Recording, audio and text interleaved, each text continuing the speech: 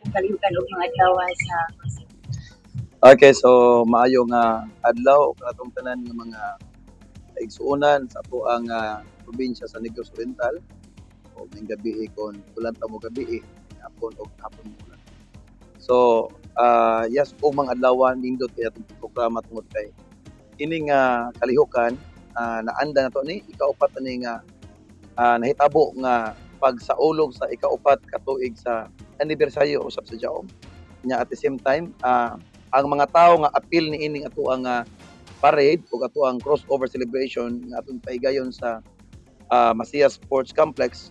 So kining mga tawhana mo ni mga tawo nga gipang-ayo sa Ginoo nga daghan kanila nga gisurindiran sa doktor tungod kay sa dili basta-bastang sakit. So muna nga kining mga tawhana nga again mo appeal sa atong parade pagpasalamat ni sa gibuhat sa Ginoo sa ilang kinabuhi. So gani tinambungan kini sa more or less 10,000 participants.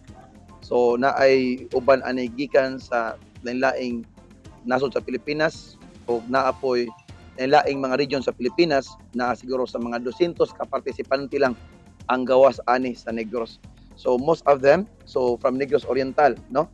So again, akong encourage ang tanan nga pwede mo mulantaw sa ilang mga testimonyo o gipangbuhat sa Ginoo nga grabing kaayuhan, di lang kaayuhan, pati kabaguhan o pati kalambuan, dagang kay mga nilambo na sa una negosyante apan minus kay pangwarta, but the moment nga nakahibalag sa milagro sama mismo sa nahitabo ni Jesus Christ niadtong panahon nga iabot og kawalan-on ang ilang dapit o kung ato nakita pipila lang katinapay ug pipila kapan ni pagkaon sa 5,000 ka buok mga tawo.